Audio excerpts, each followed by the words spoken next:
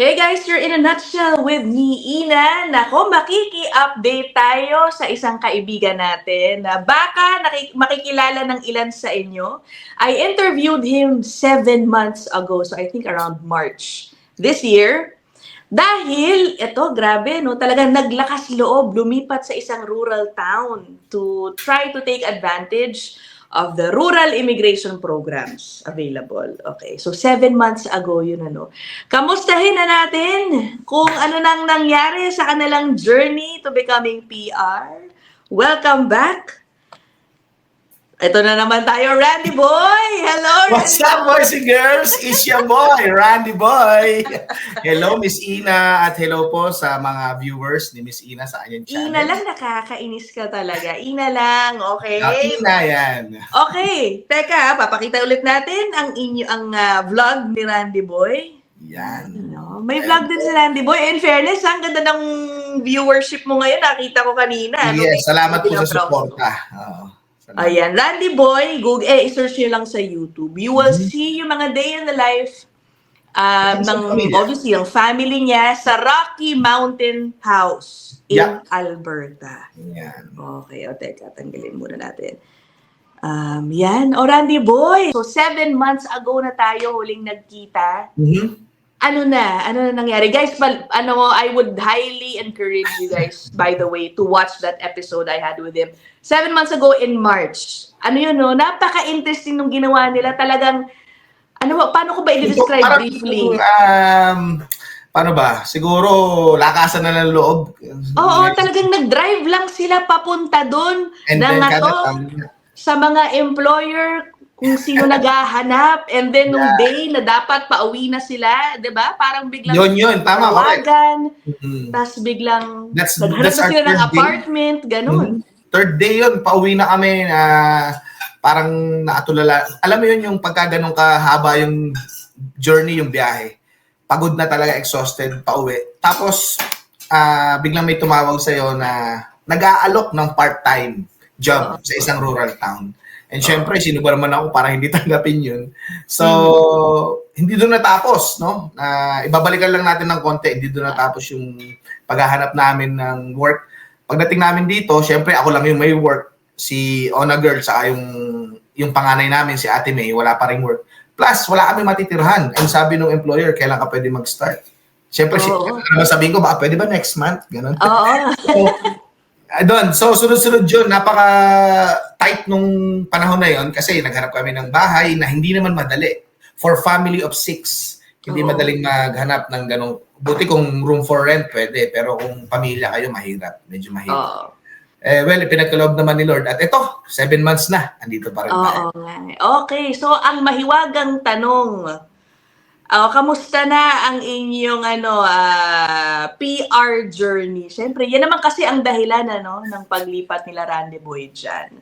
Fortunately, I think, yung employer mo ay naging designated employer na para sa, ano bang tawag sa rural immigration program dyan sa RRSP. Rural Renewal Stream ng Alberta.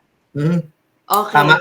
At kailangan yung employer mo designated ng town to give an endorsement letter sa mga katulad namin na temporary foreign workers. Kasi yun yung number 1 na kailangan mo once na lumipat ka sa rural area, yung endorsement letter. Hindi si employer yung nagbibigay nun, si town ang nagbibigay nun. Pero mamimili lang si town. For example, kung sino yung sa mga fast food chain or kung sino man yung pinasukan mo, hotels or kahit ano, kung designated siya. Or ibig sabihin kasi nun, kailangan nung business na yon ng TFW para bibigyan ng town ng endorsement letter. Ayan. Okay. So ano nangyari? May application ka na? Anong Meron. Si employer ko naman, to God be the glory, napaka-bait niya. Sobrang bait. Before sa aking previews. Full support si employer ko naman. Lahat, tinatanong niya anong kailangan mo. So, bibigyan naman niya ako ng endorsement letter. Kasi dito at least, pagkapasok mo, hindi ka naman kagad nila i-endorse kasi bago ka pa lang. So, mag-aantay ka ng mga about 3 months or 6 months, ganon, para sabihin sa inyo, employer mo na, sige, itong tao na to, pwede ko nang bigyan ng endorsement letter. So, nung ika-third month ko, nagkaroon kami ng parang, ano bang tawag doon? Employee, tsaka employer status, or yung evaluation. Evaluation. So, sabi niya, sige, anong kailangan mo? Yun nga, endorsement letter. Kaso nga lang, nung tumakbo ako sa aking consultant, shout out sa Canada Vertex Immigration sa Edmonton. So, pinapili nila ako. Sabi niya, Randy, ito yung case ng rural renewal stream. Parang since nag-open yan, syempre lahat ng tao nagpuntahan doon. So, parang sumikip siya. Mas pinili ko yung AOS application, which is yung Alberta Opportunity Stream. Pero nadagdagan ako ng 5 points dun sa aking score kasi nandito ako sa rural area, wala ako sa city. Kasi pag nasa city ka, parang wala ka additional points eh. So nandito ako ngayon sa rural, kaya may plus 5 points ako. And Alberta Opportunity Stream pa rin yung kinukuha ko ngayon. Hindi na ako nag-rural renewal stream. I see. Hindi ba pwedeng sabay yun? Hindi, mamimili ka lang daw ng isa eh. Isa lang ganun. Pero meron kaming express entry through Canadian Experience Class. Nakapasok namin ako doon. So, again, thank you Lord kasi hindi lahat na nag-a-apply for express entry ay nakakapasok sa pool. So, nakapasok kami through Canadian Experience Class. And so, dalawa yung iniintay namin to get an ITA or invitation to apply. Okay. Pwede ko bang i-share? Dapat nasa Manitoba na kami, di ba? Like February, papunta na kami ron. And nagkaroon nga ako ng mga restrictions. Isa sa mga trabaho na pupuntahan namin doon ay yung healthcare aid. Ako kasi sa agriculture, si Ona Girl sa healthcare aid. May mga trabaho na kami doon. Talagang sure na ilipat namin doon. May bahay na rin kami doon. Kaso nagkaroon nga ng restrictions. And alam mo ba, Miss Ina, na yung healthcare aid, napapasukan sana ni Ona Girl, na yung job na i-fill niya, nagkaroon ng invitation this month. Sa kumuha nun, nung posisyon niya. Nagkaroon siya ng invitation to apply PR. Kasi nga, di ba, especially Manitoba, medyo kailangan talaga nila ng tao dyan eh.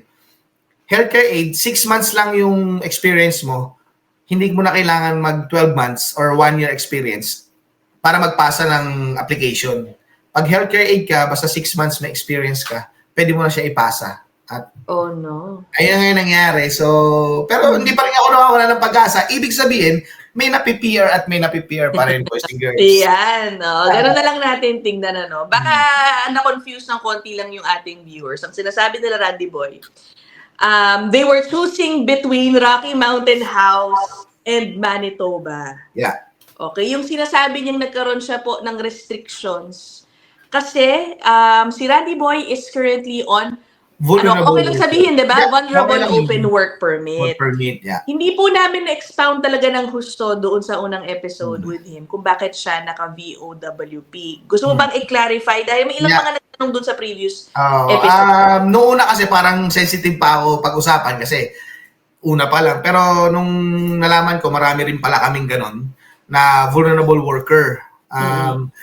Ibig sabihin nun, medyo abuse ka. At in a way na sinasaktan ka or what, yung nangyari sa case ko is dinesignate niya ako sa malayong area na hindi naman yung nakalagay sa papel ko. 3 store yung pinagtatrabahuhan ko. So, dapat isa lang. So, yun yung mga cases na mga vulnerable or abuse worker na ginamit namin grounds para magkaroon ako. And 1 year lang to, boys and girls. 1 year lang yung kanyang extension. At eto, nandito ako sa rural area. 7 months na. So, meron pa tayong 5 months to go. Oh my. Okay. Una sa lahat. Okay. So, yung restrictions, basta meron pong restrictions sa kanyang vulnerable open work permit. At yun ang isa sa mga naging dahilan kung bakit po nila pinili ang Rocky Mountain House over Manitoba. Pero yun na nga, how do you feel if you went for Manitoba pala? Baka si Ona Girl na pala yung kanyang wife. Yeah. Ang naging, ninyo, susi. Noong una, syempre, magugulat ka, pero what can we do? Inhale, exhale na lang. Inhale, exhale, and accept. 1 day at a time. Kung ano yung ngayon. Kasi tomorrow naman is never promised kung anong mangyayari sa atin. Ang gusto ko lang, kumbaga parang nung una, alam mo, Miss Ina, nakakatawa, no? Kasi, to be honest, boys and girls, hindi ako na-frustrate, hindi ako nainis, hindi ako umiyak, hindi ako yung sayang, hindi ako nagaganon. Parang in a way, andun yung panghihinayang, wag nyo naman sabihin na wala naman. Andun, pero andun yung excitement ko. Kasi ibig sabihin, wow, may napi-PR pala talaga na sa panahon ngayon. So naniniwala ako, boys and girls, na may napi-PR at napi-PR pa rin. And tulad namin, pinasa ko na yung aming application through AOS, pinasa ko na yung application namin through Express Entry. Wala na akong magagawa. Kumbaga parang nagbigay na ako ng kailangan. Ang gagawin ko na lang is magtiwala, unang-una kay Lord, magtiwala kay Lord, at pangalawa, magtiwala sa government ng Canada. Wala naman akong ginawang masama or anything. So, lahat na application ko nandun na. Harinawa, yung magbabasa ng application ko or application namin ay in a good mood. No? Oo, maganda ang gising. Maganda ang gising. Yan, correct. Ay, nako. Oo nga. But, Randy Boy, the truth is, no, sabi mo nga, 5 months remaining on your vulnerable open work permit. I can imagine, parang magbibiting buzzer beater, parang gano'n ang mangyayari. May plan B ka ba? May plan B? Nako, hindi natatapos ang plan B natin, plan C, plan D. Eto, may dumating ako plan E. Alam mo, emergency. Plan E. Andito na ako sa channel mo, Miss Ina. Nananawagan ako sa mga may lamia dyan. Please PM me. Ginawa nga Ginawa nga yung channel na. Hindi, it's okay, oo nga. Ng LMIA ngayon to extend me at yung family ko. So, yeah. So, sa mga nanonood po, may mga employer kayo dyan na kakilala, na naghahanap, na nagbibigay ng LMIA na legal po, no? Ayaw natin doon sa illegal. So, andito po si Randy Boy, isa sa mga tao na nangangailangan. And, yun nga, may mga extension pa naman. Alam mo, dito sa rural area, nung dumating ako, dito sa Rocky Mountain, parang siguro meron na rin mga galing sa city, pero nagulat ako kasi lalo na doon sa trabaho ko, may dalawang nadagdag na from Toronto. So, ibig sabihin talaga nagpupuntahan sila dito sa mga rural areas.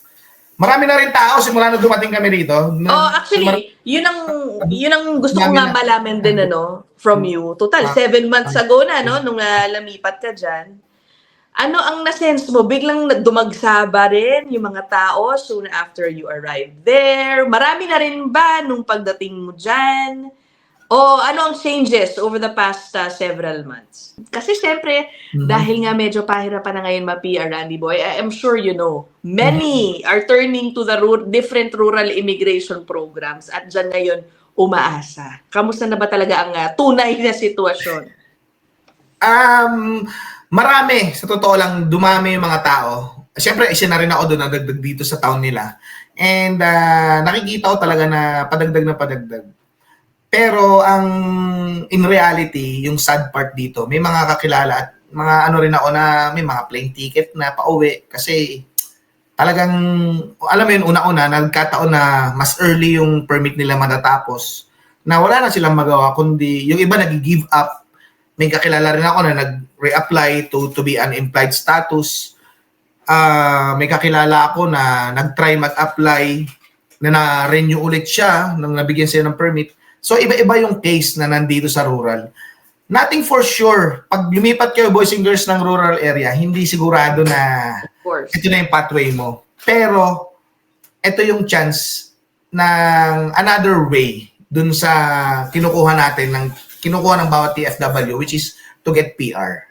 Oo nga eh. Are you staying there? Yan yung last lugar na titirahan nyo dito sa Canada ang nasa isip mo? Well, ito pala yun. Baka kasi may magtanong, ba't ka naghahanap ng Lamia? Akala ko ba full support sa employer mo? Oo, nga pala, okay. Kinausap niya ako. Actually, dito ko naramdaman yung kanyang sincerity bilang employer. Na naglabas kasi si government na parang 20% or 10% lang yung bibigyan niya ng LMIA sa store. And meron na siyang 3 existing LMIA. Nung nag-apply ako, boys and girls, within 7 months of waiting period, nung before yon early quarter ng this year, wala pang restriction na ganon. Or wala pang guidance na kailangan 10% lang. So, kaya Ganito yan guys, yung sa isang employer, ang allowable number lang yung porsyento lang ng kanyang workforce ay in your case, 20% ang pwede lang na foreign workers. Yeah. So halimbawa, 10 yung staff niya, dapat 2 lang doon ang yung foreign may worker. LMIA, yeah, correct. Yun po, Okay, tama. so ngayon, Napakaganda explanation. So, ganon. Nung nag-apply ako, wala pang rules na ganon. Mhm. Kahit ilan yung ngayon, parang mid-year, this year, alam ko na, nababasa ko na sabi ko patay naglabas ng rules. And 2 months ago, nagsabi ako kay boss. Kausap ko siya by name, no? Ang tawag ko sa kanya by name kasi yun naman dito. Hindi siya yung boss or what, by name. Sabi ko, kailangan yung LMIA sana for me to renew. And in-approach niya ako, tapos pinaliwanag niya na, alam mo naman, 3 na kasi yung existing na LMIA holder sa amin. And may isa nga akong kawork na this year matatapos, pero hindi na rin niya mabibigyan. So kinausap niya ako. Bukod niya ako kinausap na sinabi niya na hindi ako mabibigyan ng LMIA. Minessage pa niya ako personally. And parang sinasabi niya na, I'm very sorry, gustong-gusto ka namin magstay, pero ganito, ganyan. Hanggang sa nagpalitan kami ng message, alam mo yung sinabi niya talaga, don't give up, meron pa rin namang chance kasi we still have a lot of time hanggang February. Marami pang changes. Ayan. So, Ay, nako. So, pero hindi mo pwedeng hawakan yun Miss Ina Hindi mo pwedeng hawakan na bibigyan ako bago mag-February. So ngayon may mga options kami. Siyempre, through the help of Canada Vertex Immigration, may mga, although limited na lang yung choices namin. Yan yung reality, limited. Pero at least, kukunin ko na yung limited choices kaysa sa walang choice. Alam mo yun? So, yan. Hoping and praying pa rin, boys and girls. Hoping and praying pa rin. Oo. Ang sana yung mga nakikinig sa atin, makinig dito sa mga tips o yung storya ni Randy Boy. If hindi pa kayo lumilipat ng rural town, just to be ready, just be ready. Be ready. There's nothing for sure na pag lumipat kayo ng rural area is, may pathway doon na lang tayo. No. In a way, yun yung nasa utak ko nung una kasi. Pero alam mo, hindi pa rin kasi sabi nga sa Bible, Romans 8:28, for all things all works together, no, for the glory of the Lord. Kaya nga na, syempre wag tayo, okay lang maging updated, pero kung yung pinanonood mo lagi na news or what, nagbibigay sa'yo ng anxiety, skip mo yun, wag mo panoorin yun. Punta ka sa positive side. Ano pa yung options na pwede mong puntahan? At gumalaw tayo, no? Wag natin antayin last minute yung permit natin ay ma-expire na rito. Hanap tayo ng options. Alam mo, nag-work naman tayo dito, boys and girls. Yung magpa-consult ka, magbayad ka ng 200 per hour na consultant, ilista mo lahat. Yung gusto mo itanong. Ilista mo. Which is, yun yung ginawa. Ano ngayon, magbayad ako ng 200 kung ito naman yung... Malaki yun kung tutuusin. Parang 2 days na sahod mo yun. Pero, kung doon naman mai-ease yung isip mo at yung utak, yung puso mo. Kasi naranasan ko na pumikit or humiga ng hindi makatulog. Kaya nga, alam mo, I cannot imagine. Kung ako yan dahil ko, masistress na ako, yung anxiety level ko siguro, hindi makakatulog. Ang dami dito sa channel ni Ina, ang daming tips, may mga nagbibigay ng discount sa mga consultants, sa mga lawyers. Grab that chance. Ilista nyo, wag yung kakausapin nyo, isa lang tanong nyo, wag. For sure, may mga tanong pa kayo, may mga tanong, ilista nyo lahat yung tanong nyo at talagang i-squeeze nyo dun sa oras na pinag-usapan nyo. And for sure, kung kapwa Pilipino naman yan, at nandun na rin naman, ano ba naman mag-extend ng 30 minutes yung questions, usapan nyo, kwentuhan.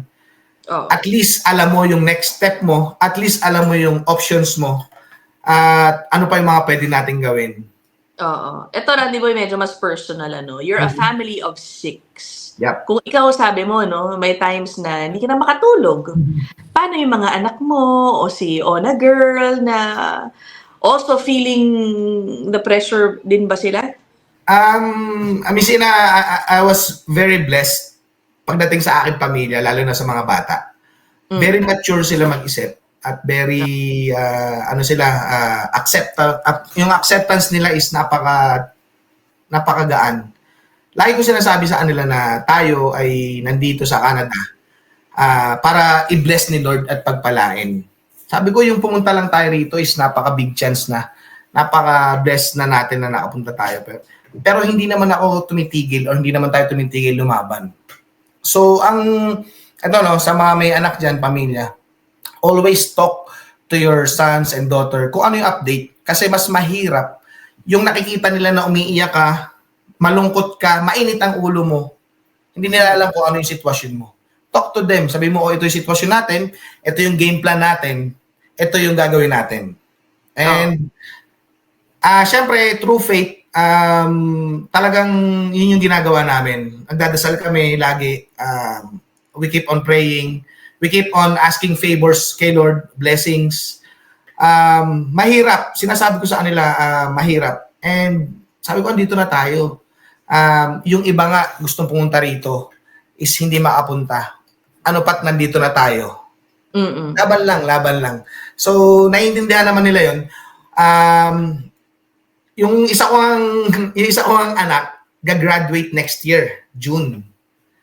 So, nag-usap kami ni Ona Girl na sabi ko, eto na naman, June next year is graduation. Dito, parang big thing yung graduation lalo na sa high school kasi may mga gown yan, may mga ano.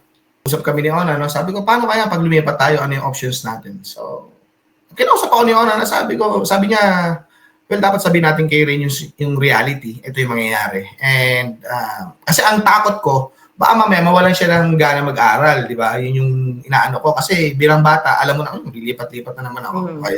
Pero hindi, kinausap namin, sabi namin na ito, ganito yung gagawin natin. Kung halimbawa, ma-renew tayo, at magkaroon tayo ng extension through other province, hindi ko alam, or dito, sabi ko, pipilitin natin na makakatapos ka doon sa school mo. So kung mag-stay kayo rito for a month, for 3 months, para lang matapos yung school mo, open naman yung permit mo, kahit saang school naman. So may mga options. So hindi doon natatapos yung, basta ang mahalaga, Ina, kausapin nyo yung mga bata. Gawin mo silang part nung journey. Huwag nyo sarilinin. Kasi pag sinarili nyo, lalabas sa inyo yung frustration, yung anger, yung, alam mo yun, at least alam nila, nandyan sila. They also know what could happen and yeah. mas mamamanage nila ang expectations din nila. And ready sila, yun ang ano. Ay, okay. Well, yun lang naman naki-update lang tayo sa journey nila Randy Boy. Again guys, follow nyo yung kanilang Facebook, YouTube account if you want to be updated about what's going on in their lives. Malay mo, next week, biglang ma-draw na lang pala sila Randy Boy. Alam mo, Ina, maraming nagsasabi sa amin, dahil sa sobrang na ni government. Sabi ko nga nung pandemic days pala, naglabas sila ng CRS score points sa express entry ng 75 points just to makahinga sila dahil ang daming application, Pero again, history repeat itself na Hindi natin alam kung ano yung pwede mangyari. Pwedeng yun yung i-hope ko na sana ibaba nila yung score ng napakababa sa express entry.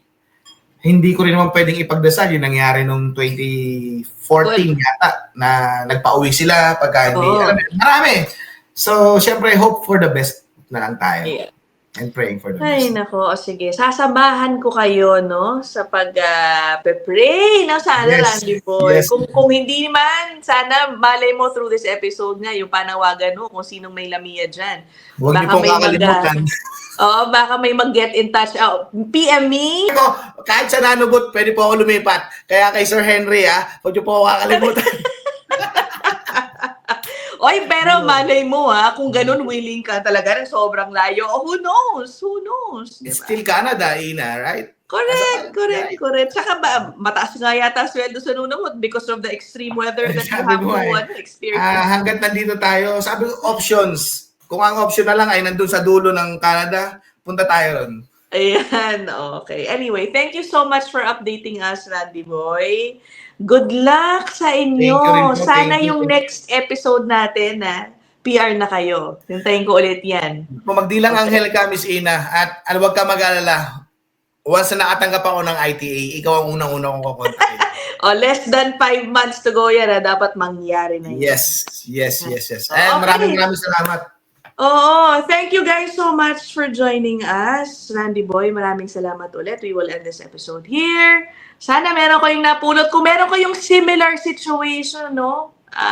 Lagay niyo dyan sa comment section para alam ni Randy Boy, alam ng bawat isa na hindi kayo nag-iisa. Isa. Marami tayo. Okay. Okay, guys. I'll see you guys in the next one. God bless. Bye!